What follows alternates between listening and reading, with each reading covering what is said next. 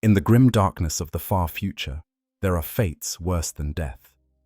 For a warrior of the Adeptus Astartes, to fall in glorious battle is considered an honor, a final testament to one's dedication to the emperor or to the dark gods one serves. But to be captured alive, to become a plaything for Xenos filth, to watch as your sacred war gear is desecrated and your body violated by crude alien hands, this is a nightmare that haunts even the most battle-hardened veterans. And when that victim is an Iron Warrior's Dreadnought, when the prisoner is already trapped within a walking tomb of adamantium and ceramite, when the captive has already endured centuries of bitter service encased in a life support sarcophagus, then the horror compounds into something almost incomprehensible. Picture this. You are an Iron Warrior's warrior who has served your legion for hundreds of years. Your body was broken long ago in some forgotten siege, crushed beneath falling rubble or torn apart by enemy fire. But you did not die. The warpsmiths and chaos tech marines of your warband saw value in your bitter spirit, in your tactical knowledge, in your seething hatred for the Imperium and all who serve it. So they entombed you within a Dreadnought chassis, sealed you inside a coffin of metal and hate where you would serve for eternity. You have known the maddening isolation of the sarcophagus, felt your flesh slowly melding with the machine over the centuries, experienced the rage that comes from being awakened only for battle and then returned to darkness. You have become more weapon than warrior, more machine than man, held together by bionics and spite. And now, impossibly, you find yourself at the mercy of Orks. The Greenskins have somehow managed to bring down your mighty war engine, to disable your weapons and mobility systems without destroying you entirely.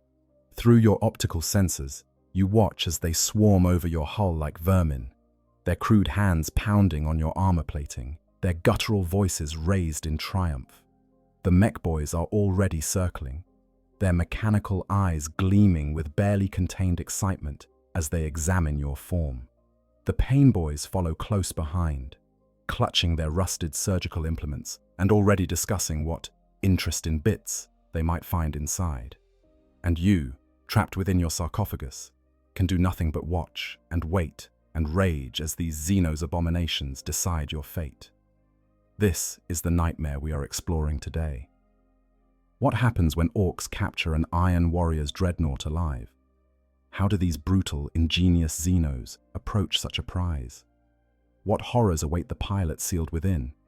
And what does this tell us about the nature of warfare in the 41st millennium, where there are indeed fates far worse than death?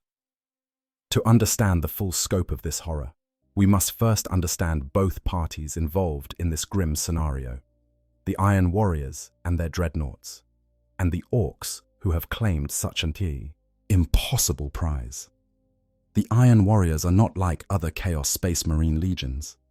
While the World Eaters descend into mindless bloodlust, and the Emperor's children pursue sensory excess to its ultimate extremes, the Iron Warriors remain cold, calculating, and brutally pragmatic. They are siege masters, experts in both the construction and destruction of fortifications. Their primarch, Perturabo, was a genius of siege warfare and military engineering, and he instilled in his sons a methodical approach to war that borders on the mathematical. Every battle is a problem to be solved through the application of overwhelming firepower and meticulous planning. Every fortress is simply a target to be analyzed, weakened, and ultimately destroyed through systematic application of force. But beneath this cold pragmatism lies a seething ocean of bitterness and resentment. The Iron Warriors were always the workhorse legion, given the most thankless tasks during the Great Crusade. While other legions basked in glory and acclaim, the Iron Warriors ground through the brutal attrition of siege after siege. They were garrison troops, left behind to hold worlds while others moved on to fresh conquests. They were the legion called upon when a fortress needed to fall, regardless of the cost in lives and material. And when their primarch turned to chaos, it was not out of ambition or the seduction of dark powers. It was from spite, from the bitter realization that loyalty had earned them nothing but suffering.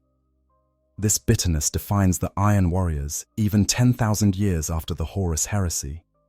They serve chaos, not out of devotion to the dark gods, but out of hatred for the Imperium that used them so callously. They replace flesh with cybernetics, not to become closer to their machines, but to cut away any weakness, any remnant of the humanity that betrayed them.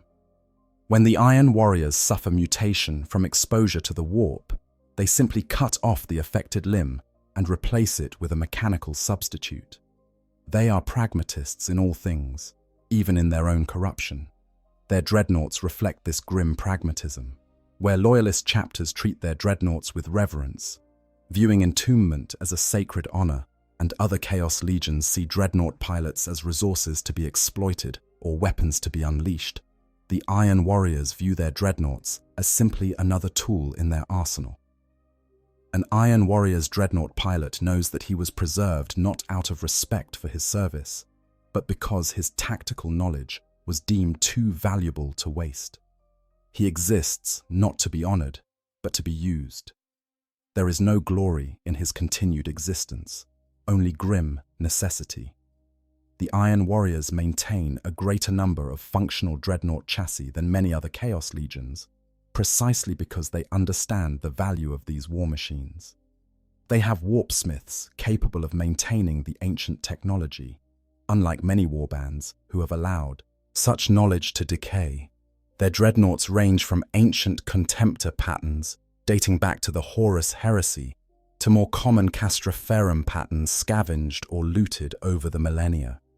Some have even created their own hellbrutes, though these are viewed with pragmatic disdain, useful weapons, but unreliable due to their madness. The pilot of an Iron Warrior's dreadnought is a bitter creature indeed. He was likely a warsmith or champion in his previous life, a warrior of cunning and tactical brilliance. Now he is reduced to a weapons platform, awakened only when his particular expertise is required. Between battles, he lies in the darkness, his sarcophagus disconnected from its armored shell, left to seethe in isolation. Unlike loyalist dreadnoughts, who enter peaceful stasis between deployments, Iron Warriors' dreadnoughts often remain conscious during their downtime, their minds eating away at themselves in the darkness. This is partially due to inferior preservation technology compared to what the Imperium maintains, and partially because the Iron Warriors simply don't care about their comfort. A dreadnought pilot's madness makes him no less effective in battle, after all. Over the centuries, the pilot's flesh melds with the machine. The amniotic fluids that sustain him become fouled with the corruption of chaos. His nerves grow into the cables that feed him tactical data. His consciousness begins to blur the line between man and machine. He can still think, still reason, still plan battles with the same cold logic he possessed in life. But he is also slowly going mad from isolation, from the loss of sensation, from the bitter knowledge that he is more valuable as a weapon than as a person. The Iron Warriors call this process running in, much as a machine must be broken in before it operates at peak efficiency. And yet, despite all this suffering, despite the isolation and the madness and the bitter servitude, the pilot retains one thing above all else: his pride. He is Iron Warriors. He is a veteran of 10,000 years of warfare. He has brought down worlds and shattered fortresses that were considered impregnable. His tactical database contains the accumulated wisdom of countless battles.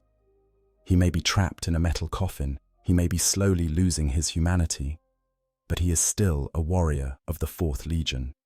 He is still dangerous. He is still Iron Warriors. This pride makes the prospect of capture by Orks particularly horrifying. The Greenskins are everything the Iron Warriors despise. They are crude, illogical, wasteful. They throw themselves at fortifications with no regard for casualties or tactical sense. Their technology shouldn't work by any rational measure, held together by random scrap and the sheer psychic delusion that it should function. They are Xeno's filth, barely above animals in the Iron Warriors' estimation. To be captured by such creatures, to be reduced to a trophy for beings who represent the antithesis of everything the Iron Warriors value, this is an intolerable humiliation. But before we can understand what the Orks would do with such a prize, we must understand the Orks themselves. And that understanding begins with recognizing that the greenskins are far more dangerous and sophisticated than they first appear.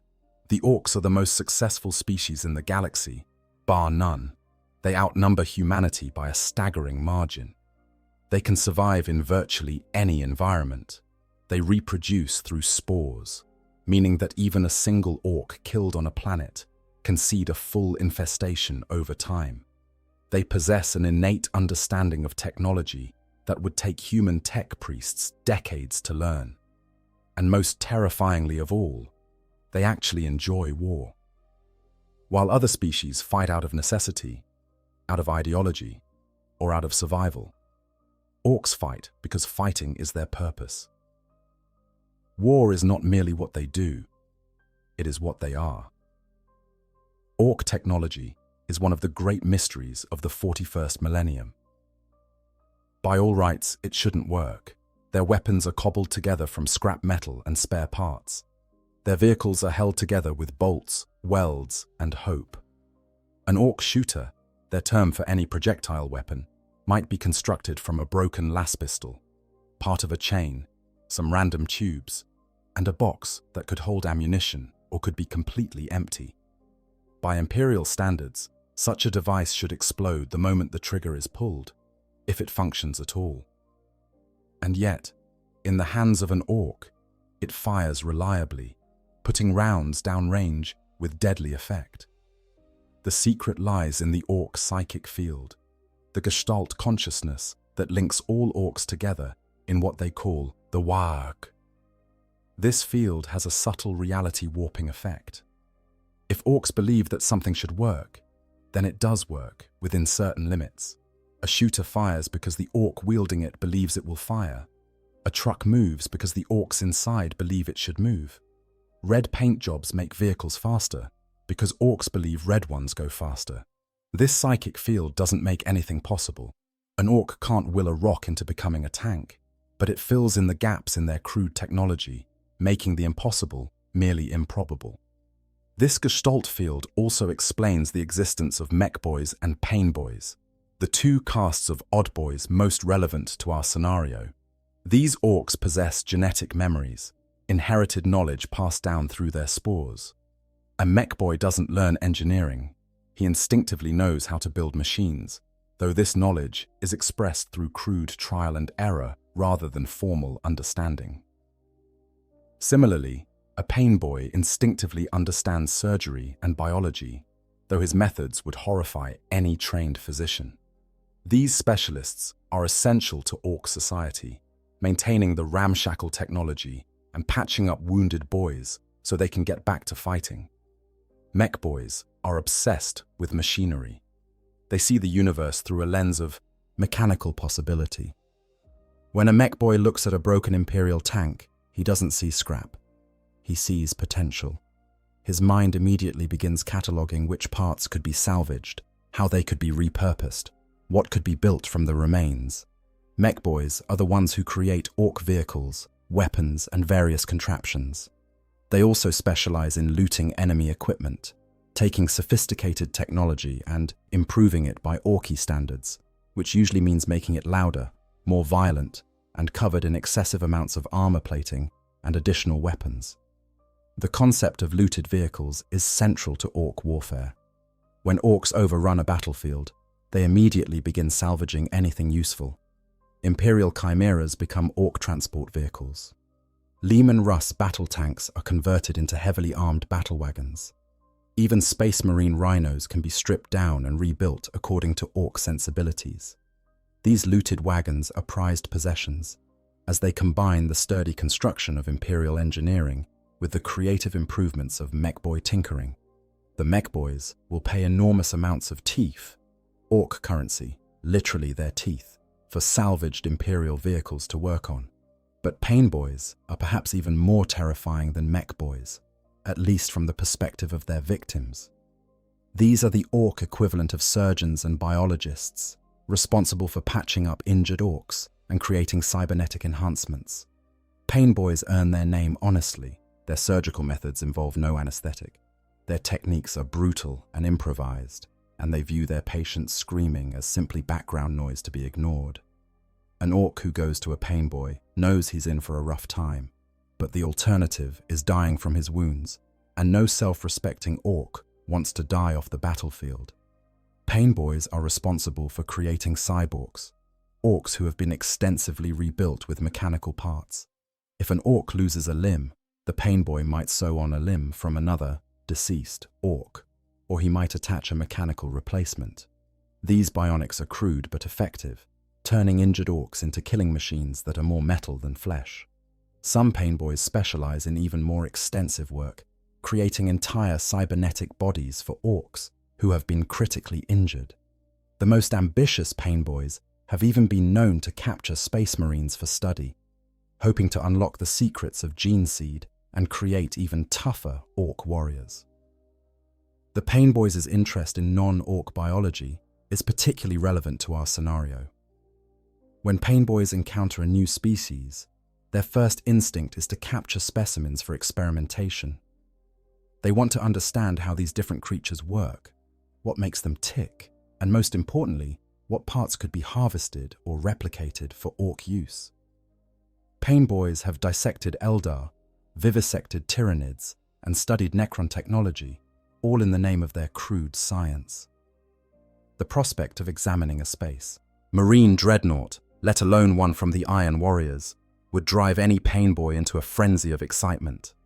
The collaboration between mech boys and pain boys creates some of the most terrifying constructions in orc society. Death Dreads are the most obvious example.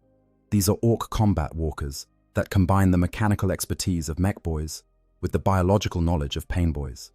A Death Dread requires an orc pilot to be permanently wired into the machine, connected through cybernetic interfaces that merge his nervous system with the walker's controls.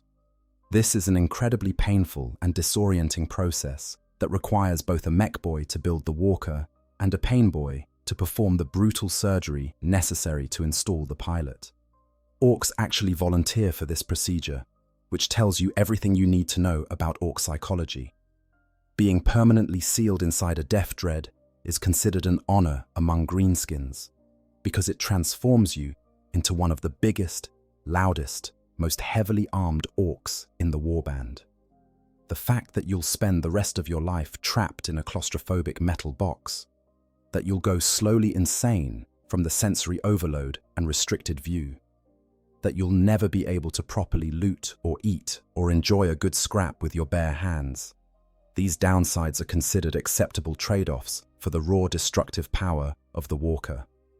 Death Dread pilots are called running in, much like the Iron Warriors term, as they gradually go mad from their confinement. Understanding all of this, the Iron Warriors' bitter pragmatism, the orc fascination with technology and biology, the existence of looted wagons and Death Dreads, helps us appreciate the full horror of our scenario. When orcs capture an Iron Warrior's Dreadnought, they aren't just seizing a piece of advanced technology. They're claiming a prize that combines everything that fascinates them: sophisticated machinery that they can study and loot, a unique form of cybernetic life support that they can examine, and a helpless enemy warrior that they can experiment upon. For the mech boys and pain boys involved, this would be the opportunity of a lifetime. But how would such a capture even occur? How could orcs possibly bring down an Iron Warrior's Dreadnought without destroying it entirely? The most likely scenario involves overwhelming numbers and sheer dumb luck. Orcs don't do subtle. Their battle plans typically consist of charge at the enemy and hit them really hard until they stop moving. But sometimes, through the chaos of battle and the random factors that govern war, circumstances align in the greenskins' favor. Perhaps the Dreadnought was already damaged from previous combat, its mobility systems compromised, and its weapons depleted. Perhaps it became separated from the rest of its warband, surrounded by hundreds of orcs who swarmed over it like ants covering a beetle. Perhaps an Ork Big Mech's force field generator happened to deflect a critical shot that would have detonated the Dreadnought's ammunition stores, leaving it disabled but intact. The key factor would be the Iron Warrior's own pragmatism. Unlike loyalist space marines who might fight to the death even when surrounded, Iron Warriors are willing to fall back and regroup when the tactical situation becomes untenable. A Dreadnought pilot, recognizing that his position is being overrun, might attempt to withdraw to friendly lines. But Dreadnoughts, for all their power, are not particularly fast. If the pilot's mobility systems were damaged, if he was being swarmed by too many Orks to fight through, he might make the calculation that his ammunition was running low, his weapons were overheating, and his armor was compromised. He might realize, with cold Iron Warrior's logic, that he was going to fall. The next crucial factor would be the Orks' own actions.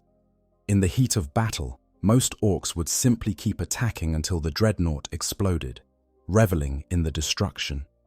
But if a Big Mech or Pain Boss was present, if one of these specialists realized what they had before them, they might order the boys to stop. "Stop crumping it, you gits. We's gonna loot this one." The promise of teeth and the Big Mech's authority might be enough to get the Orks to switch from destroying the Dreadnought to simply immobilizing it. This is where Ork ingenuity becomes terrifying. Mech boys have access to all sorts of equipment that could disable a Dreadnought without destroying it. Burner beams could weld joints shut without penetrating the hull. Massive chains and cables could be wrapped around the walker's limbs. Gretchen could be ordered to crawl over the Dreadnought with cutting torches, severing connections to weapons and mobility systems. Tractor beams from Ork vehicles could lock the Dreadnought in place. And if all else failed, enough Orks piling onto the walker, literally weighing it down with their bodies, might immobilize it through sheer mass. From the pilot's perspective, this would be a new kind of horror. He would watch through his optical sensors as more and more greenskins swarmed over his hull. He would feel the impacts of their crude tools against his armor, each hit a violation. His weapon systems would fail one by one. First the assault cannon jams, then the power fist's actuators seize, then his targeting cogitators go dark. He would try to activate emergency protocols, to overload his reactor and deny the Orks their prize, but even that final option might be denied if the greenskins managed to sever the right connections first. And then, the worst moment, the realization that it's over. The Dreadnought's systems begin their automatic shutdown sequence as damage accumulates beyond critical thresholds. The pilot feels his connection to the chassis weakening, his sensory inputs dimming. But he doesn't lose consciousness. There's no mercy in that. He simply becomes aware that he is now trapped in a tomb within a tomb, sealed. Inside his sarcophagus, which is itself sealed inside a disabled walker, unable to move or fight or even self-destruct. He can only wait and listen as the Orks celebrate their victory, their guttural voices echoing through his hull. "We got it, boss! We got Dahumie's big walker! That's not just any walker you get. That's one of them Space Marine dready fingers. Core. Look at all that fancy tech. The mechs are gonna pay loads of teeth for this. What about Dahumie inside? Can we get him out? Pain Boss'll want to look at that. Never got to see how they stick a Humie in one of these before." The Orks would waste no time. Within minutes of the Dreadnought's capture, they would be hauling it back to their base, dragging the massive walker with chains attached to their ramshackle vehicles. The pilot would feel every bump and jolt, his sarcophagus lurching within its housing as the Orks treat his prison with all the care of children dragging a toy through the mud. He would hear them arguing about who gets to claim credit for the capture, who gets the first look at the loot, and what they should name their new prize. "I'm gonna call him Stompy." "That's a stupid name. We should call him Crompdead on account of how many boys he cromped before we got him. I still say we should just crack him open and see what's inside." "No, you get. The Big Mech said we bring him back whole. He wants to see how it works before we start taking it apart." When they finally reach the Ork base, probably a ramshackle fortress of scrap metal and scavenged materials, the Dreadnought would be dragged to the Mech Boy workshop. This is where the true horror begins. where the Iron Warrior's pilot discovers that there are indeed fates worse than death. The Mechboy workshop is a cacophony of industrial noise and barely controlled chaos. Gretchens scurry everywhere, carrying tools and parts at the barked orders of their larger cousins. Multiple projects compete for space and attention. A half-finished battle wagon here, a pile of looted Imperial Guard equipment there, dozens of smaller projects scattered across workbenches made from scrap metal and old tank hulls. The air reeks of promethium, motor oil, and ozone. Sparks fly constantly as welders work on various contraptions. And presiding over this organized chaos is the Big Mech, the most gifted mech boy in the warband, whose mechanical intuition borders on the supernatural. When the captured Dreadnought is dragged into the workshop, everything stops.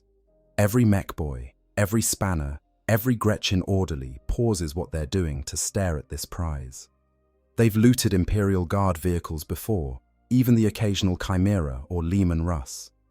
But a Space Marine Dreadnought, an actual functional walker piloted by one of the Emperor's own Angels of Death, or in this case, a chaos-corrupted mockery of one.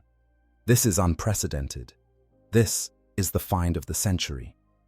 The Big Mech approaches slowly, his mechanical eyes zooming in and out as he examines the Dreadnought from every angle. He walks around it several times, occasionally reaching out to tap on the armor plating or peer into damaged sections where Ork weapons punch through. He's looking at the joints, studying the weapon mounts, examining the sarcophagus housing visible through gaps in the torso armor. His mind is already working, cataloging every detail, comparing what he sees to his innate knowledge of Ork technology and the accumulated wisdom of looted Imperial equipment. "This is good work," he finally rumbles, his voice carrying the authority that comes from being the biggest and most mechanically gifted Ork present. "Real good work. Look at these joints. They move all smooth like, and the armor's thick, real thick. Must be why it took so many of the boys to bring him down." He pauses, tapping on the sarcophagus housing. "And this bit here, this is where they keep the Humie. Sealed up tight in there he is. Can't get out, can't do nothing but watch." From inside his prison, the Iron Warrior's pilot listens to every word. His audio sensors are still functional, picking up the Ork voices with perfect clarity. He understands enough of their crude language. Most veterans of the Long War have fought Orks enough times to pick up the basics. And what he hears fills him with a cold dread that even centuries of warfare haven't prepared him for. The Orks aren't just going to study him. They're going to take him apart. Piece by piece, system by system.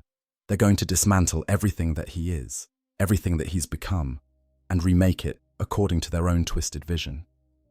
The Big Mech issues his orders with the casual authority of someone who knows his word is law in this workshop. "Right, here's what we're gonna do.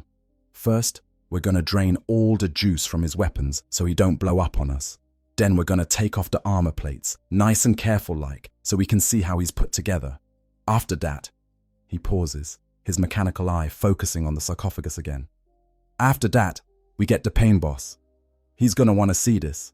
He's always going on about how he wants to catch one of these Space Marines alive, see how they're made.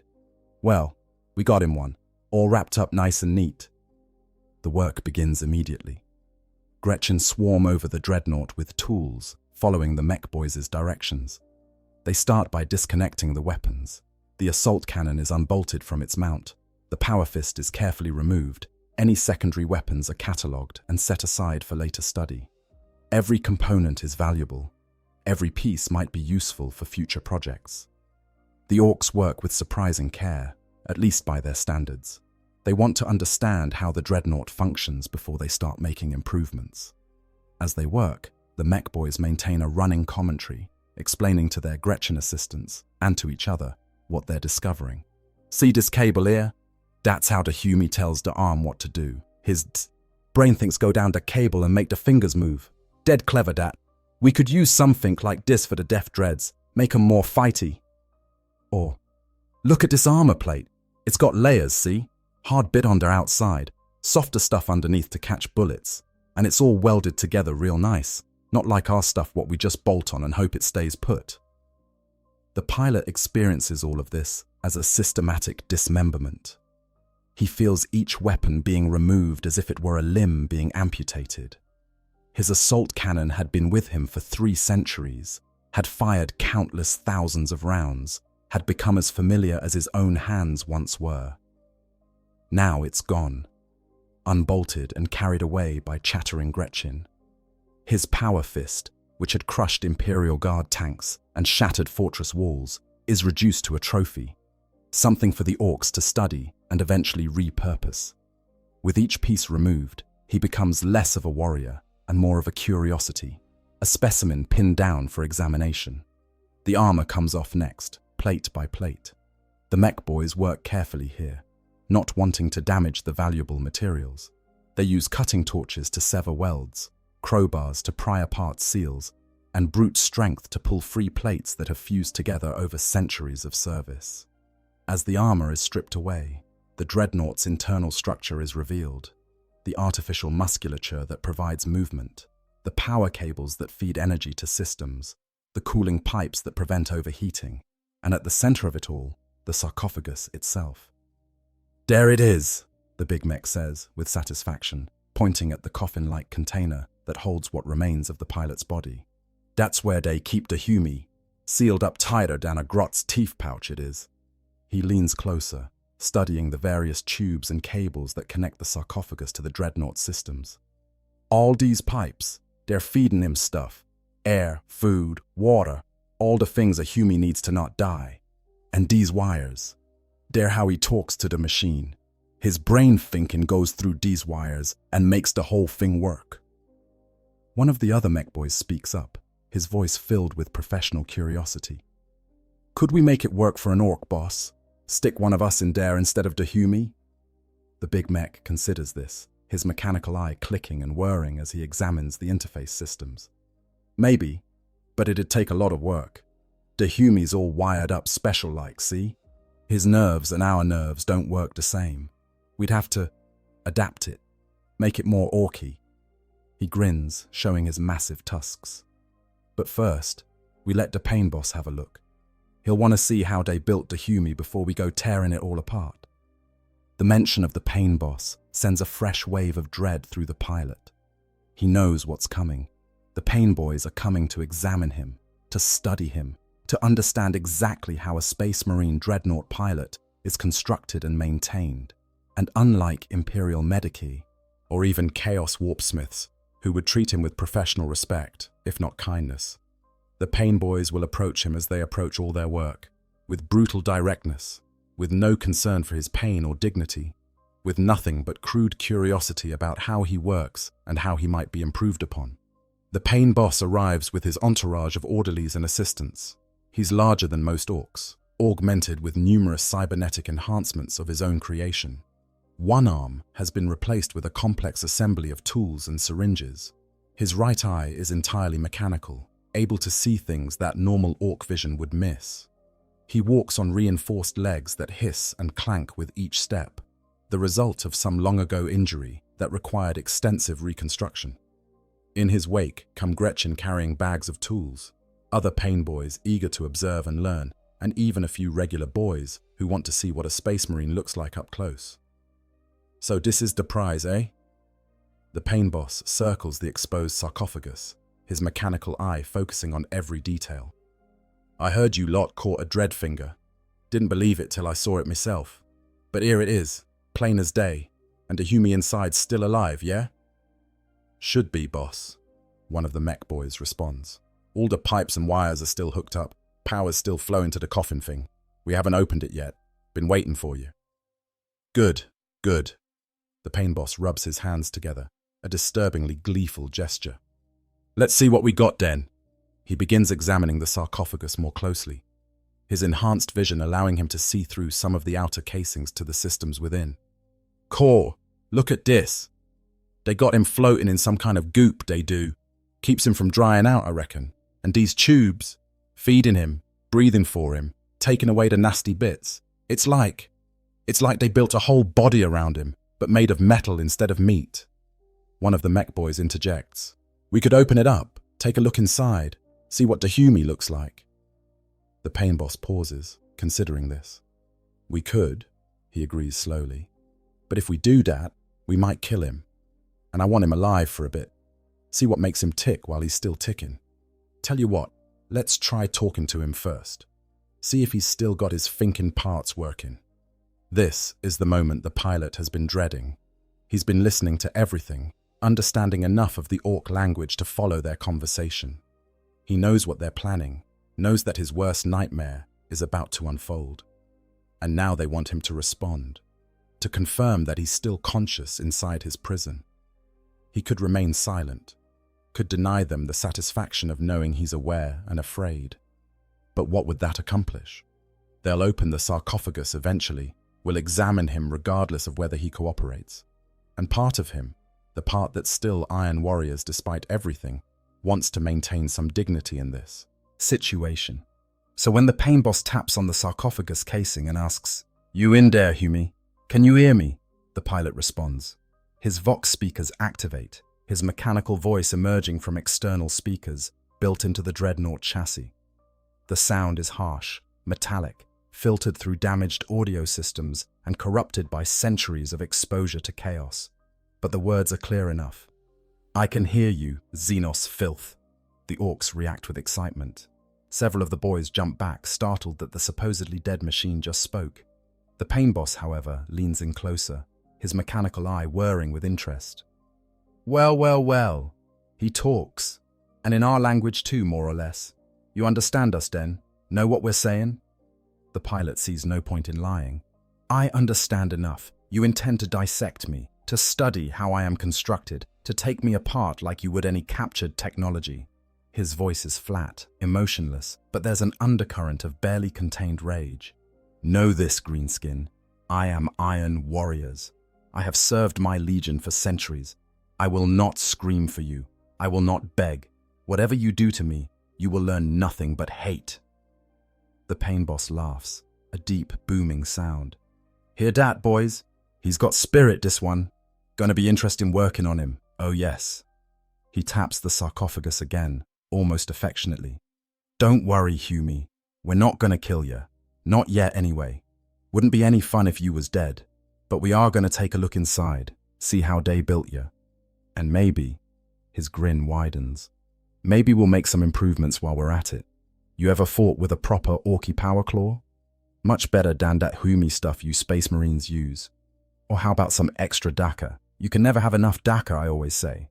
The full scope of his situation crashes down on the pilot. They're not just going to kill him. They're not even just going to study him. They're going to convert him. They're going to tear apart his Dreadnought chassis and rebuild it according to Ork specifications. They're going to violate every aspect of his being, transforming him from an Iron Warrior's war machine into a looted wagon, a trophy, a mockery of everything he once was.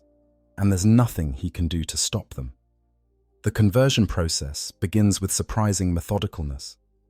The mech boys have learned, through painful trial and error, that simply slapping Ork parts onto Imperial technology doesn't always work. They need to understand how the original machine functions before they can successfully adapt it. So they proceed carefully, at least by Ork standards, documenting what they find and testing systems before making changes. They start with the power plant. The Dreadnought's reactor is a marvel of Imperial engineering, a miniaturized fusion core capable of providing power for centuries. The mech boys examine it with almost reverent curiosity, their innate understanding of technology telling them that this is something special. They test the output, measure the radiation levels, study how the power is distributed to different systems, and then inevitably, they begin making improvements. See, the problem with this, the big mech explains to his assistants, is that it's all careful like. The Humies, they're worried about the reactor blowing up, so they put in all this as safety things, shutoffs and regulators and redundancies. But we don't need all that. We want more power, not less. He begins removing safety systems, bypassing governors, eliminating anything that limits the reactor's output. The result is a power plant that produces significantly more energy than before, but at the cost of stability. The reactor now runs hot, very hot, with a non-trivial chance of catastrophic failure if pushed too hard.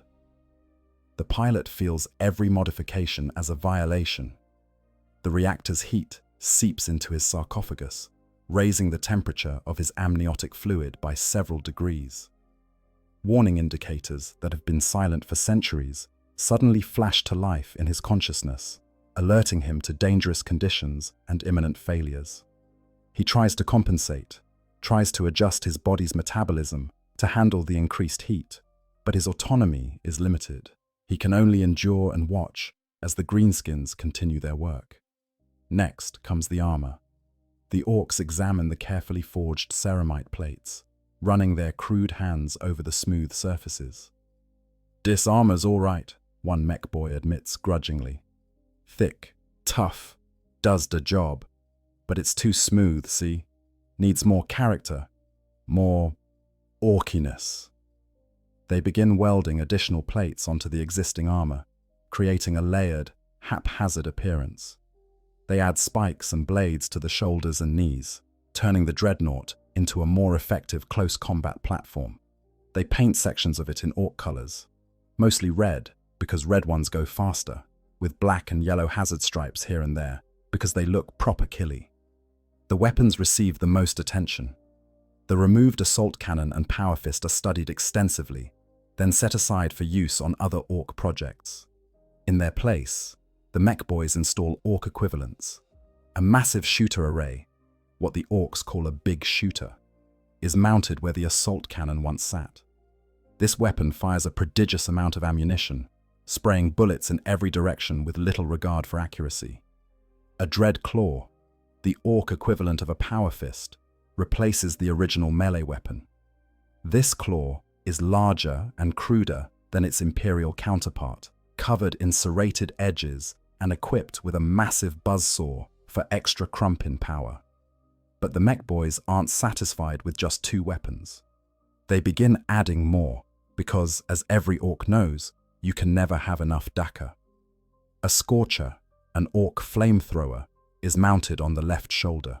A rocket launcher is attached to the right.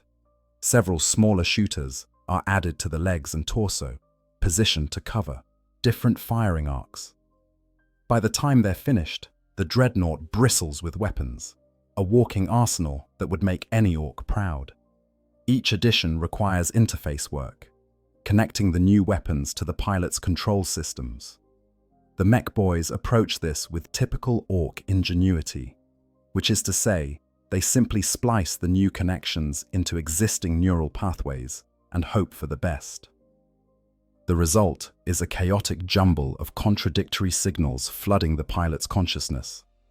His mind, trained over centuries to operate a sophisticated weapon system, now has to contend with a dozen different weapons all demanding attention simultaneously. The Scorcher wants to burn.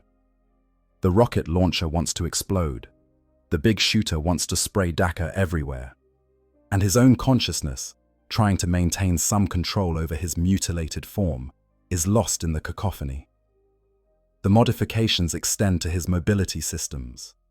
The Orks, dissatisfied with the Dreadnought's original walking speed, install additional servos and actuators.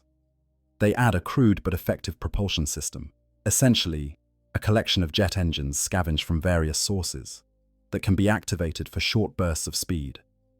The fact that using this system causes the Dreadnought to shake violently and threatens to tear itself apart from the forces involved is considered an acceptable trade-off for the ability to charge into combat faster.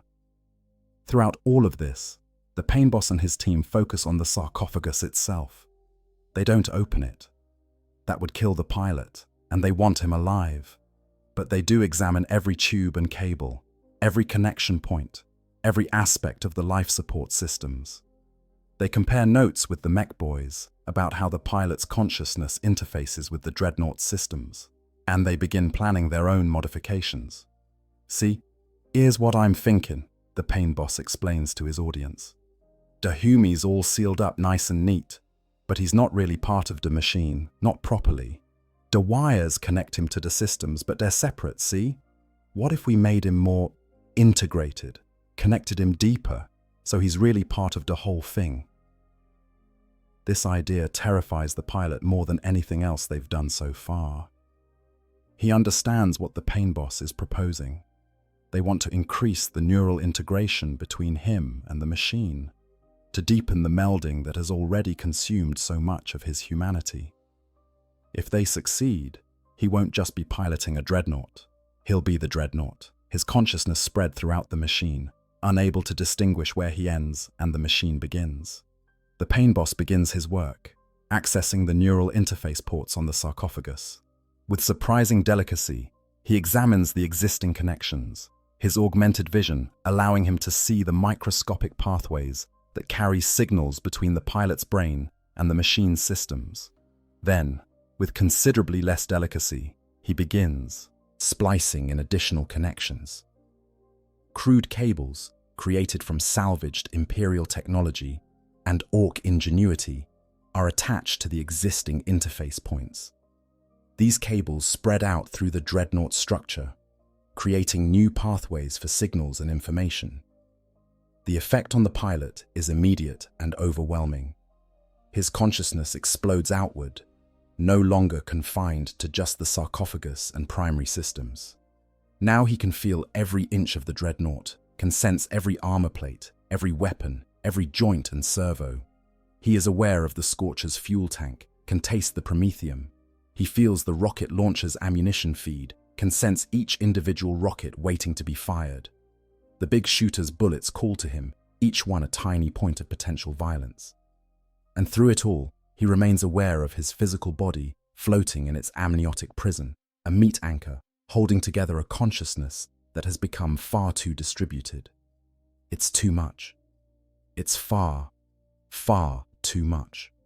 The human mind, even the enhanced mind of an Adeptus Astartes, even one who has already endured centuries of Dreadnought service, is not meant to process this much sensory input. The pilot feels his sanity beginning to fracture, feels his sense of self dissolving into the machine. He is no longer brother, name redacted, of the Iron Warriors. He is no longer even a Dreadnought pilot. He is becoming something else entirely, something that doesn't have a proper name in Gothic or in Ork. He is becoming a looted war machine with the ghost of a Space Marine's consciousness trapped inside. The Orks, of course, think this is fantastic. They run tests, making the pilot operate his new systems. The Scorcher fires, bathing a section of the workshop in flame. The rocket launcher launches, sending a missile streaking across the workspace to explode against a far wall. The big shooter roars, emptying its massive magazine in a thunderous burst. And through it all, the pilot screams, his voice transmitted through every speaker system on the Dreadnought simultaneously. A chorus of agony that the Orks find both amusing and encouraging. "See? I told you it'd work," the Pain Boss crows, clearly pleased with his handiwork. "He's properly connected now, he is. Can feel everything, control everything. Much better than before." He pats the Dreadnought's hull affectionately, as if congratulating a pet that has learned a new trick. But they're not finished. Oh no, there's still more to be done. The Pain Boss has other ideas, other improvements he wants to try. He begins installing additional augmentations, crude cybernetic systems that connect directly to the pilot's biological remains. Where the Imperial systems were designed to preserve and maintain what was left of the pilot's body, the Ork systems are designed to enhance and modify it. Pain receptors are installed, or rather, the existing pain blockers are removed. The Orks want their creation to feel pain. It makes him more aware. They reason, keeps him from getting too comfortable in his metal shell. Stimulant injectors are added, capable of flooding the pilot's system with crude combat drugs when activated. Feeding tubes are rerouted, replaced with Ork-designed equivalents that pump in a nutrient slurry that tastes vile but is supposedly more efficient. The amniotic fluid is drained and replaced with an Ork concoction that's greener, thicker, and smells like promethium and fungus. Each modification is another layer of violation, another step away from what the pilot once was. He can feel his body changing, can sense the alien chemicals flooding his system. can taste the corruption spreading through what remains of his flesh. The Iron Warriors prided themselves on replacing flesh with mechanical components, on cutting away weakness and replacing it with strength. But this isn't strength. This is desecration. This is being remade according to an alien sensibility, being transformed into something that is neither Ork nor Space Marine, but something caught miserably between. The mech boys add their own final touches. They install a loudspeaker system, reasoning that a proper Ork war machine needs to be able to bellow war cries and insults at the enemy. They add kill counters and trophy racks, mounting the skulls of previous victims, or at least random skulls they had lying around, on the chassis. They paint Ork glyphs all over the armor, claiming the Dreadnought as part of their warband. They even install a small cabin on the back where a few Gretchen can ride, providing fire support and maintenance during battle. By the time they're finished, the transformation is complete. What was once an Iron Warrior's Dreadnought, a proud war machine of the traitor legions, has been turned into a looted dread, an Ork creation that happens to contain the tormented consciousness of a Chaos Space Marine. The pilot barely recognizes himself. His optical sensors show him his new form, and the sight is enough to drive whatever remains of his sanity to the breaking point. He is covered in crude armor plates welded at odd angles. Weapons bristle from every surface, a ridiculous excess of firepower that no sane engineer would design. Gretchens scamper over his hull, chattering to each other about their new assignment. The Ork glyphs painted on his chassis mark him as property of Warboss, insert appropriately ridiculous Ork name, and his new designation has been painted on his chest in crude lettering. Krompgit. That's a proper name, that is, the Big Mech says with satisfaction. You're Krompgit now, homie, and you're gonna help us crump the homies real good. Won't that be funny? You crumping your own kind with Orky weapons. The boys are gonna love it. The pilot realizes, with a horror that transcends anything he's felt in his long, bitter existence, that they're right. He is going to fight for them. His neural connections are now hardwired into Ork systems that respond to Ork commands.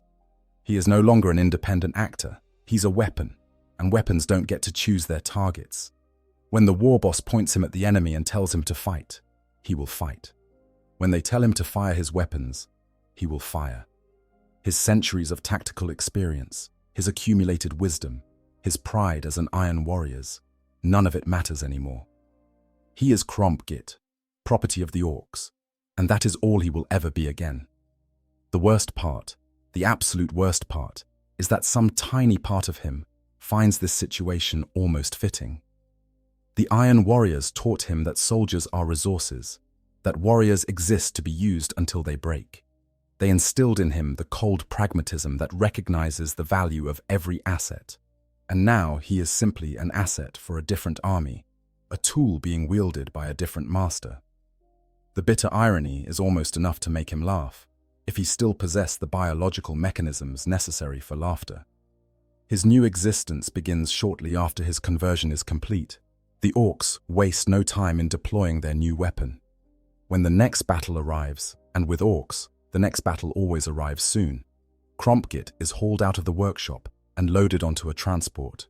He shares space with looted wagons, battle wagons, trucks, and dozens of boys eager for a fight. The Orks chatter excitedly about their new weapon, making bets about how many humies he'll kill, arguing about whether his rocket launcher or his scorcher will get more kills. The pilot processes all of this with the emotional detachment that comes from overwhelming trauma. He is aware of what's happening, aware that he's being transported to battle, aware that he will soon be fighting against Imperial, or perhaps even Chaos Space Marine forces. But that awareness exists at a remove, as if it's happening to someone else. His consciousness has fragmented, splitting into multiple awareness threads to handle all the sensory input from his modified systems. One part of him monitors the Scorcher's fuel pressure. Another part tracks the rocket launcher's ammunition count. A third part manages the targeting systems for the big shooter. And somewhere, buried deep beneath all these mechanical concerns, a tiny spark of his original personality still exists, screaming silently into the void. The battle, when it comes, is chaos in its purest form. Orks don't do battle plans, don't coordinate their attacks, don't maintain proper fire discipline. They simply charge at the enemy, shooting and chopping anything that moves. Krompgit is unleashed into this maelstrom, his systems responding to the general command to kill Dahumes that pulses through the Orc psychic field. His weapons fire automatically, the big shooter spraying bullets with wild abandon, the Scorcher washing fire across enemy positions, the rocket launcher sending explosive death into clustered targets. And he's effective, terrifyingly effective. Centuries of tactical experience guide.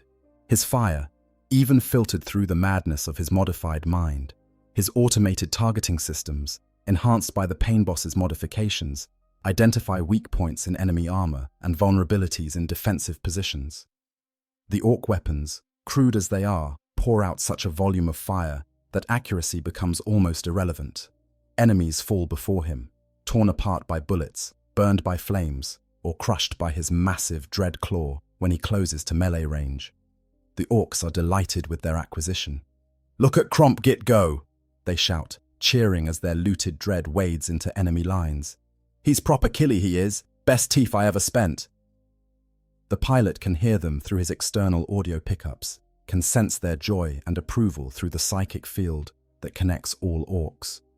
And that connection is perhaps the worst part of his current existence. He can feel, through that alien psychic network, how they view him. To them, he's a tool, a weapon, a bit of clever looting that paid off. He has no more significance than a particularly effective gun or a well-armored truck. After the battle, when the Orcs have achieved whatever victory or satisfying fight they were seeking, Krompgit is hauled back to the workshop for maintenance and repairs. The mech boys examine the damage he took. Orc machines always take damage. That's just part of fighting, and patch him up with their usual mix of skill and improvisation. Armor plates are hammered back into shape. Damaged systems are jury-rigged back into functionality. The Scorcher's fuel tanks are refilled. The big shooter receives a new ammunition feed, this one even larger than before because, as every Orc knows, you can never have enough Daka. Between battles, Krompgit is stored in the workshop alongside the other Orc war machines. Unlike the carefully maintained stasis that Imperial or Chaos Dreadnoughts enjoy between deployments, there is no rest here. The pilot remains fully conscious, able to see and hear everything that happens in the workshop. He watches as the Orcs work on their various projects, as they argue and fight, and occasionally kill each other over disputes about who owns which pile of scrap. He listens to them discuss their next raids, their ongoing feuds with other Orc clans, their plans for ever bigger and louder machines. He also watches as other prisoners are brought in for the Pain Boys to experiment on. He sees what they do to captured Imperial guardsmen, the crude surgeries and biological experiments. He witnesses them dissecting a Tyrannid warrior, arguing about whether they could make better squigs from the parts. He even sees them capture and begin working on another Space Marine, this one from a Loyalist chapter, and he feels something that might be pity as he watches this warrior endure the same violation he experienced. Time loses meaning in this existence. Battles blur together, one indistinguishable from the next. He fights against Imperial Guard armies, against Space Marine strike forces, against Tyrannid swarms, and Chaos cultists, and anyone else the Orcs happen to come across. His kill count rises into the hundreds, then the thousands. The Orcs keep adding tally marks to his hull, proud of their war machine's effectiveness. They make modifications between battles, always trying to make him better, more killy, more orky. They add more weapons when they have spare ones lying around. They replace damaged systems with improved versions. They even install a crude voxcaster so he can broadcast their war cries to demoralize the enemy. The pilot's consciousness continues to degrade.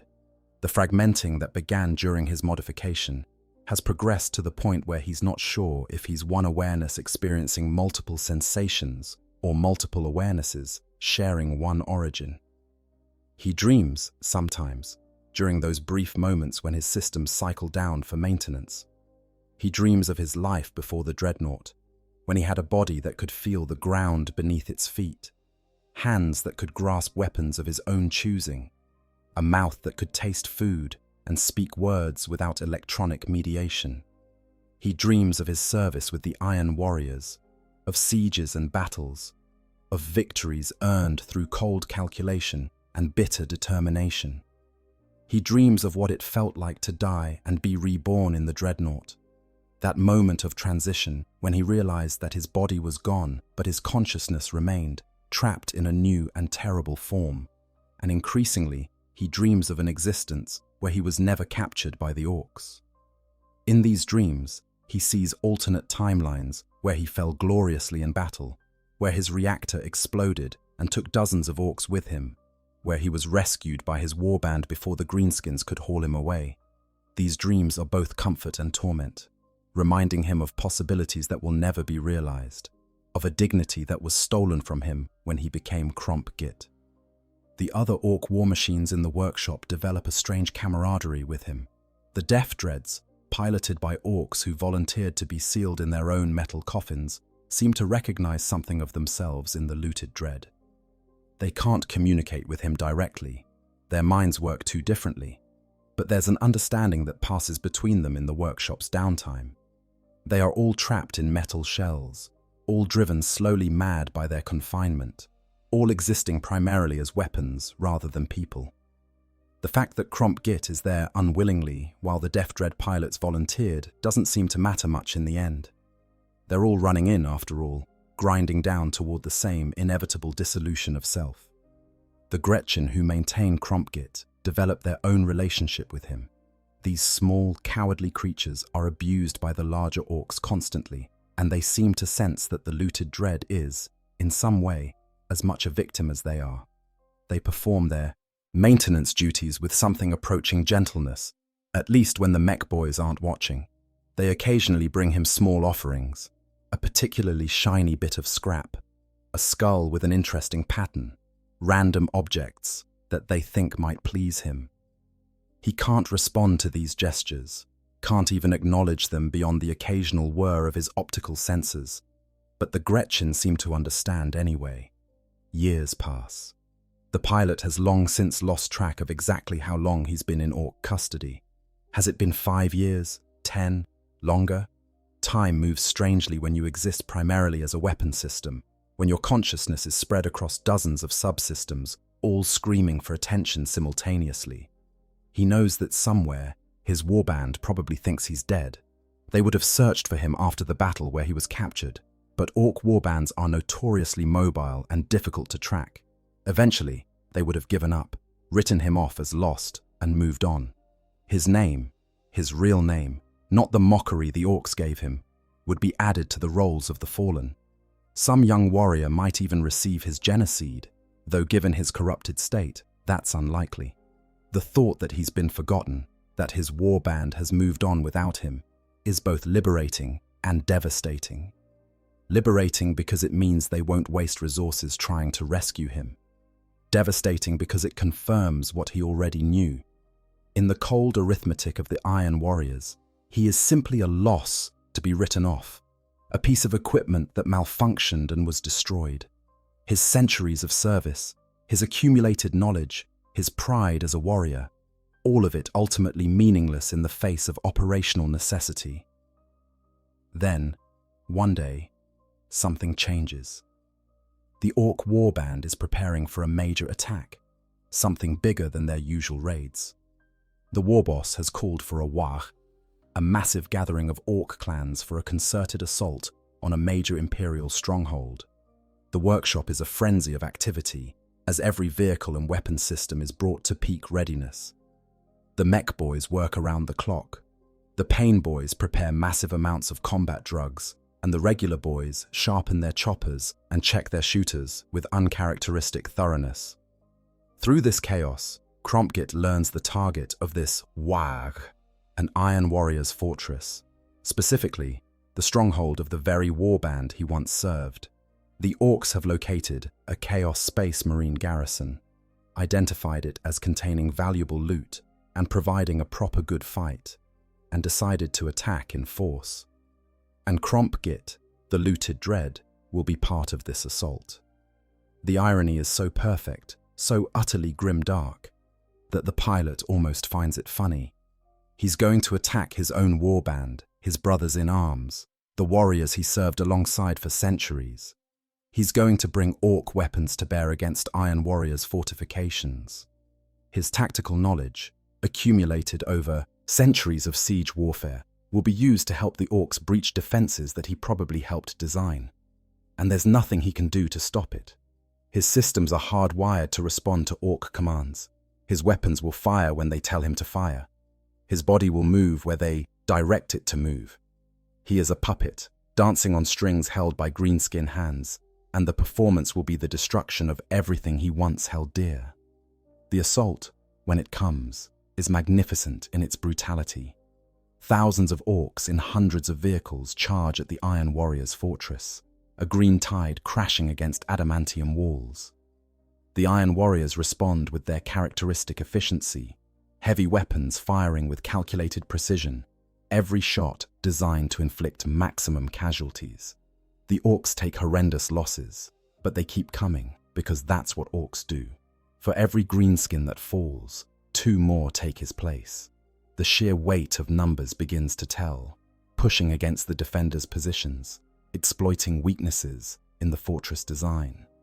Krompgit is in the middle of this storm, weapons firing continuously as he advances on positions he recognizes from his previous life. He knows exactly where the ammunition stores are located, exactly which walls are vulnerable to sustained fire, exactly how the defenders will respond to threats. And that knowledge, filtered through his shattered consciousness and expressed through orc weapon systems, becomes a weapon against his former brothers. His rocket launcher sends missiles into weak points in the wall. His scorcher flames through firing slits into the corridors beyond. His big shooter suppresses defensive positions with such volume of fire that the Iron Warriors can't return effective fire. Through his optical sensors, he sees them. His former brothers, clad in their hazard-striped armor, wielding their sophisticated weapons with cold precision. He recognizes some of them, even through the distance and the chaos of battle. That one there, the aspiring champion coordinating fire from a bunker position, that's Brother Carcinos, or at least it was when the pilot still drew breath. The warsmith directing the defense from the central keep, that's Orks, the same commander who ordered the pilot's entombment all those centuries ago. They're killing orcs by the hundreds, turning the approaches to the fortress into a charnel house of greenskin corpses. But it's not enough. The orcs keep coming, and Krompgit keeps advancing, and the fortress walls continue to buckle under the assault. Does anyone recognize him? Do any of the defenders look at the looted dread advancing with the orc horde and realize that it was once one of them? The pilot will never know. To the Iron Warriors on the walls, he's just another enemy combatant, another target to be acquired and destroyed. They direct fire at him, of course. A Dreadnought-sized target, even one covered in orc modifications, is a priority threat. Heavy. Weapons strike his armor, burning through in places, damaging systems. But the orc construction, crude as it is, proves surprisingly resilient. The layers of additional plating absorb shots that would have penetrated his original armor. The jury-rigged systems, designed to be easily repaired in the field, keep functioning even after suffering damage that would cripple more sophisticated machines. And then, in a moment that will haunt the pilot's shattered consciousness for whatever remains of his existence, he achieves a breach. His combined firepower, scorcher, rocket launcher, and big shooter working in concert, blasts through a section of wall that he knows, from his previous life, was vulnerable to sustained assault. The wall crumbles, ceramite and adamantium reduced to rubble, and orcs pour through the gap, howling their victory cries. Krompgit follows them, his massive frame crushing debris as he enters the fortress he once helped defend. Inside, the fighting becomes even more desperate. The Iron Warriors fall back to prepared positions, turning every corridor into a kill zone, every room into a bunker. They fight with their characteristic cold efficiency, trading space for time, inflicting maximum casualties on the attackers. But the Orks don't care about casualties. They barely notice when their fellows fall, simply trampling over the bodies to continue the fight. And in the middle of this melee, Krompgit continues his advance, his weapons never silent, his systems processing targets with mechanical precision. He encounters an Iron Warrior's Dreadnought. The moment freezes as the two war machines face each other across a rubble-strewn courtyard. The Iron Warrior's Dreadnought is a Contemptor pattern, ancient and venerable, its armor covered in honor markings and siege tallies stretching back to the Horus Heresy. Through the Contemptor's external speakers comes a voice, harsh and metallic, but still recognizably human. "Brother Krompgit, so this is what has become of you. I had wondered." For a moment, just a moment, the pilot regains full control of his faculties. The shock of recognition breaks through the fog of madness and Ork influence. He knows that voice. That's ancient Tharsis, one of the oldest dreadnoughts in the warband, a warrior who had already been ancient when the pilot was first entombed. They had spoken before, during those brief periods between battles when both were conscious, comparing notes on the art of siege warfare, sharing the bitter camaraderie of those who exist beyond death. "Tharsis," the pilot manages to say, forcing the words through his corrupted Vox systems. They took me. The Orks. They broke me. They made me into this." "I see," Tharsis responds, his weapons tracking toward Krompgit but not yet firing. "And now you fight for them, against your own brothers, against everything you once believed." I can't. There's no control. They hardwired the systems. When they command, I obey. I am..." The pilot struggles to find words. "I am a weapon. Only a weapon. Nothing more." For a long moment, the two dreadnoughts simply stand there while chaos rages around them. Then Tharsis speaks again, and there's something that might be pity in his mechanical voice. "Then let me grant you what mercy I can, brother. Let me give you what you were denied in that Ork workshop, a warrior's death." Tharsis opens fire. His twin-linked autocannons roar, shells hammering into Krompgit's armor with devastating precision. The looted Dread systems scream alerts, damage reports flooding the pilot's consciousness. But even as his body is being torn apart, the pilot feels something that might be gratitude. This is what he should have received when he was first captured. Immediate destruction, a quick death, an end to suffering. Better this than years as an Ork trophy. Better this than the violation of his modification. Better this than being forced to betray everything he once stood for. But the Ork systems won't let him simply accept death. His automated responses kick in, his weapons swiveling toward Tharsis without conscious direction. The big shooter opens fire, bullets ricocheting off the Contemptor's ancient armor. The rocket launcher locks onto the target, fires, missiles streaking across the distance. The Scorcher bathes the area in flame, turning the courtyard into an inferno. And through it all, the pilot screams, his voice echoing through every speaker system on his body, a chorus of anguish and rage and desperate hope that this will finally be the end. The two dreadnoughts trade fire, neither able to quickly overwhelm the other. Tharsis is older, more experienced, equipped with superior technology, but Krompgit has been modified for maximum firepower, and the sheer volume of weapons he brings to bear makes up for their inferior quality. The battle rages for what feels like hours but is probably only minutes, each machine absorbing damage that would destroy lesser vehicles, each pilot fighting with the desperation of those who know that defeat means something worse than death. In the end, it's the Orks who decide the matter. Seeing their looted Dread engaged in single combat with another big walker, they swarm toward the fight, eager to help and claim part of the glory. Tharsis, recognizing that he's about to be overwhelmed, makes a final transmission. "I will remember you, brother. Not as you are now, but as you were. Iron within, iron without." Then he charges, his ancient form crashing into Krompgit with enough force to stagger both dreadnoughts. His power fist closes around the looted dread's torso, crushing armor and severing systems. In that moment of close contact, with no Ork weapons to interfere, the two pilots can communicate directly through their Vox systems, their voices transmitted across mere inches of corrupted metal. "Thank you," the pilot whispers. "End it, please. I can't anymore." But before, Tharsis can land the killing blow, before he can shatter the sarcophagus and grant his fallen brother the mercy of true death, the Orks intervene. Dozens of them pile onto the Contemptor, attacking from all sides, overwhelming through sheer numbers what they cannot defeat through skill. Tharsis falls, his ancient form torn apart by crude Ork weapons, and the pilot of Krompgit can only watch as his last hope for redemption dies in front of him. The fortress falls. The Iron Warriors, faced with overwhelming numbers and no hope of reinforcement, make the tactical decision to withdraw. They retreat to their inner strongholds, trigger demolition charges to deny the Orks the outer fortifications, and evacuate what forces they can to fight another day. Krompgit, damaged but still functional, watches them go. He sees the last Thunderhawk gunships lifting off, carrying the survivors to safety. He sees the fortress he once helped defend being overrun by celebrating Orks. And he knows, with terrible certainty, that he will never be free. There will be no rescue.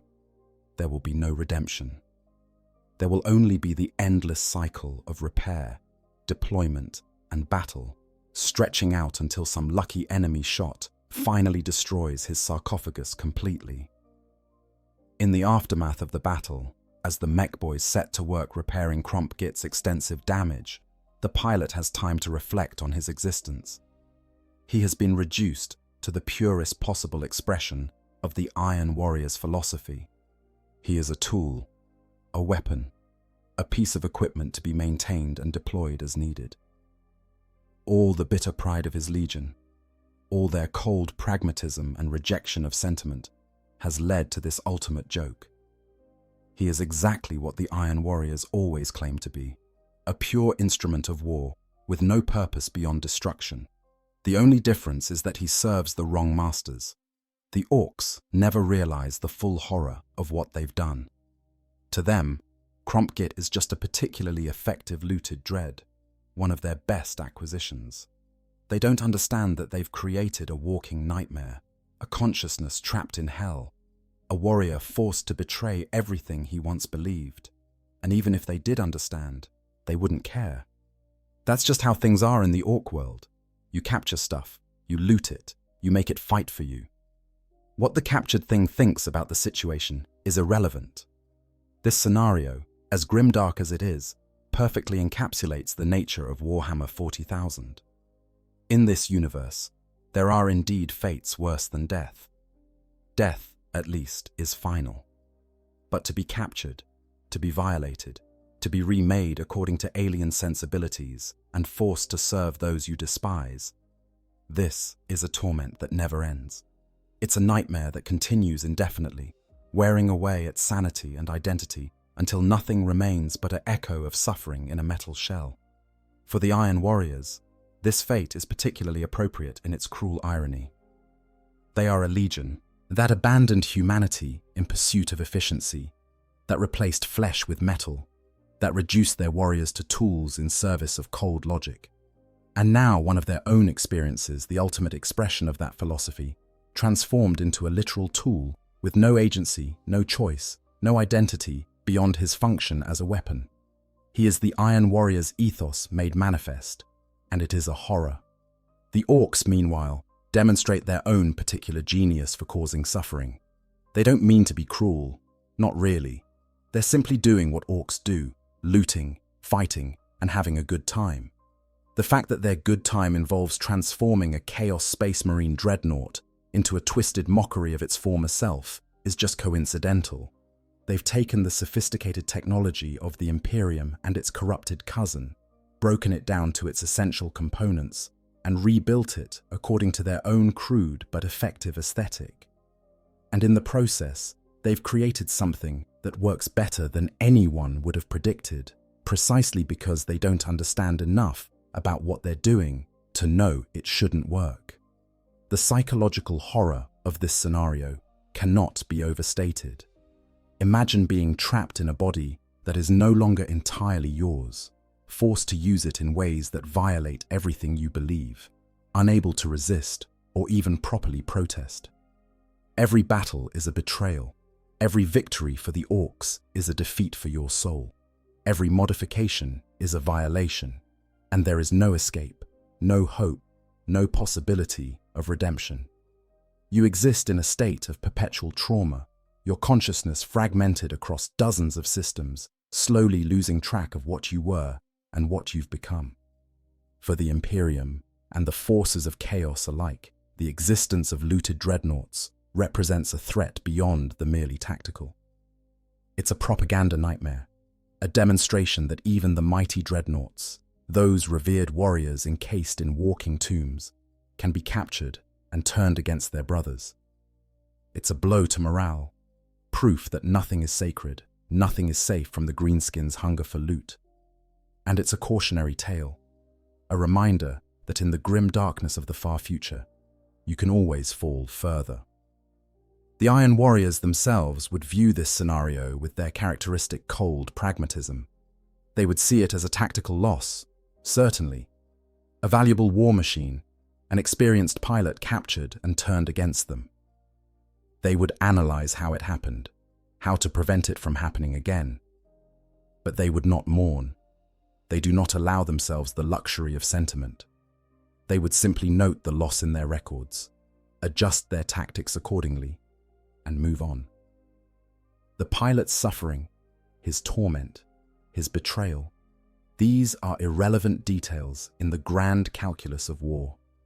And yet, there would be some among the Iron Warriors who would understand the true horror of this fate. The other dreadnought pilots, those ancient warriors who already exist in a state of partial madness and isolation, would hear the rumors and feel a chill run through their life support systems. There, but for the grace of the dark gods go I, they would think, knowing that they are just one bad battle away from sharing that fate. The warpsmiths would study the scenario with professional interest, calculating how they might better protect their dreadnoughts from capture. And the regular Chaos Space Marines, those warriors who still possess their original bodies, would look at their dreadnought comrades with renewed horror, understanding that even the living tomb of the sarcophagus can become a prison within a prison. As for the wider implications of this scenario, they are profound and disturbing. If Orks can successfully loot and convert Space Marine dreadnoughts, what else might they be capable of? Titans? Imperial Knights? Even Chaos Demon engines? The Greenskins' ability to take sophisticated technology and make it work through sheer psychic willpower, combined with crude engineering, is one of the great mysteries of the 41st millennium. And every successful looting operation adds to their capabilities, giving them access to technology that, by all rights, should be far beyond their understanding. There's also the question of how other factions would respond to learning about this. The Adeptus Mechanicus would be horrified, both at the violation of sacred technology and at the impossibility of Ork engineering actually working. Imperial Guard commanders would add this to their long list of reasons to fear Orks. Other Chaos Space Marine legions would mock the Iron Warriors for losing one of their dreadnoughts in such a humiliating manner, even while privately worrying about their own war machines. And among the Orks themselves, word would spread of this great achievement, inspiring other mech boys to attempt similar feats of looting. The scenario also raises uncomfortable questions about consciousness and identity. What does it mean to be you when your physical body is mostly gone, when your consciousness is hardwired into a machine, when even that machine has been fundamentally altered? The pilot of Krompgit exists in a philosophical nightmare, unable to answer the question of what he is anymore. He was an Iron Warriors Space Marine, then an Iron Warriors Dreadnought pilot, and now he's… what? A looted dread? An Ork weapon? A ghost trapped in corrupted machinery? All of these and none of these? The tragedy deepens when you consider that the pilot will likely live for centuries more in this state. Orks are surprisingly good at maintaining their equipment, and the mech boys would treat Crumpgit as a prized possession. They would repair him after every battle, replace damaged components, keep him functional and effective. His suffering would not be brief. It would stretch out across decades, perhaps centuries, an endless torment with no hope of relief. Unless, of course, someone manages to destroy him. And even that raises questions. If the Iron Warriors encounter Crumpgit on the battlefield, will they recognize him? Will they realize that this Ork war machine is actually one of their own? And if they do, what will they do about it? The cold logic of the Iron Warriors suggests they would simply target and destroy him as they would any enemy combatant. But there might be a moment of hesitation, a flicker of something that might almost be respect or pity before the order to fire is given. From a narrative perspective, this scenario exemplifies what makes Warhammer 40,000 so compelling and so dark. It's not just about war. It's about the cost of war, the ways that conflict destroys not just bodies but souls, the horror of existing in a universe where mercy is a luxury and suffering is the norm. The pilot of Crumpgit has become a symbol of grimdark taken to its logical extreme. A warrior who cannot die, cannot escape, cannot even properly mourn what he's lost, forced to continue fighting in a mockery of his former existence. For those who encounter this looted dread on the battlefield, he presents a unique kind of threat. He fights with Ork weapons and Ork tactics, yes, but his targeting is too precise, his movements too calculated. There's an intelligence behind the assault that goes beyond typical Ork aggression. Observant enemies might realize that something is wrong, that this isn't just another deaf dread piloted by an enthusiastic greenskin. And that realization would bring its own horror. The knowledge that the Orks have somehow captured and corrupted a Space Marine Dreadnought, turning it into a weapon against its own kind. The Gretchen who maintain Crumpgit in their own way become witnesses to this tragedy. These small creatures, themselves victims of Ork society, recognize suffering when they see it. They can't communicate with the pilot properly. Their languages and perspectives are too different. But they understand that Crumpgit is in pain, so they do what little they can to help. They perform their maintenance carefully. They keep him as clean as possible. They try to minimize his discomfort, even though they don't fully understand what discomfort means to a being trapped in a sarcophagus. It's a small kindness in a universe notably short on kindness, and it makes the whole situation even more heartbreaking. Eventually, inevitably, Crumpgit's story will end. Perhaps an enemy shot will finally penetrate his sarcophagus, ending his torment in an explosion of corrupted amniotic fluid and twisted metal. Perhaps the Orks will push him too hard in battle, and his jerry-rigged systems will finally fail catastrophically. Perhaps some random malfunction in his corrupted life support will grant him the death that has been denied for so long. Or perhaps, in the darkest possibility, he will simply continue indefinitely, maintained by Ork ingenuity and sheer psychic willpower existing in this liminal state, between life and death, until the heat death of the universe. And when he finally does meet his end, when the last spark of consciousness fades from his corrupted systems, what will remain? The Orks will probably loot his body for parts, recycling useful components into other projects. His sarcophagus might become a curiosity, studied by pain boys who want to understand space marine biology. His weapons will be mounted on other vehicles, continuing to kill long after their original user is gone. Nothing of his identity will remain, no memorial, no record of his service. He will simply cease to exist, forgotten by both his former brothers and his captors, a footnote in battles that no one will remember. This is the fate that awaits an Iron Warrior's Dreadnought captured alive by Orks. It is a fate worse than death, a nightmare that seems impossible until it happens, a horror that exemplifies everything that makes Warhammer 40,000's universe so compelling and so terrible. In the grim darkness of the far future, there is no escape, no mercy, no dignity in defeat. There is only war and suffering and the cold knowledge that even the mightiest warriors can be reduced to tools, to trophies, to mockeries of their former selves. And yet, in some twisted way, perhaps the pilot of Crumpgit achieves a kind of immortality. His story, his suffering, his transformation, these become a cautionary tale, a reminder to all who serve in the endless wars of the 41st millennium. They remind us that courage alone is not enough, that duty can become a trap, that even the mightiest can fall. They force us to confront uncomfortable truths about the nature of identity, consciousness, and suffering. They show us that in Warhammer 40,000, there are no happy endings, no clean victories, no simple answers. The pilot serves as an example of what makes the Warhammer 40,000 universe so enduringly fascinating.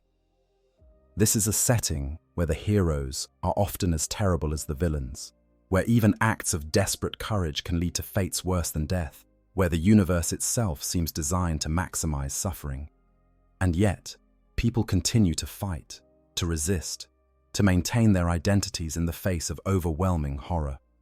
The pilot of Crumpgit, for all his suffering, never completely loses himself. That tiny spark of consciousness, buried deep beneath layers of orc modification and madness, remains aware. It continues to exist, to observe, to remember. And in that persistence, however tormented, there is something that might almost be called heroic. So when you hear stories of orc warbands boasting about their latest loot, when you see a Dreadnought covered in crude orc modifications fighting alongside greenskins, spare a thought for the consciousness trapped inside. Remember that what you're seeing is not just a captured war machine, but a warrior enduring a fate that makes death seem merciful.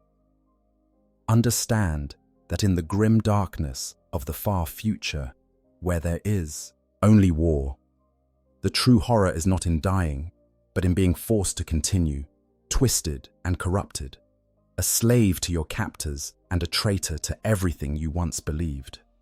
This is what happens when orcs capture an Iron Warrior's Dreadnought alive. This is the nightmare that haunts every Chaos Space Marine who has been entombed in a walking sarcophagus. This is the fate worse than death.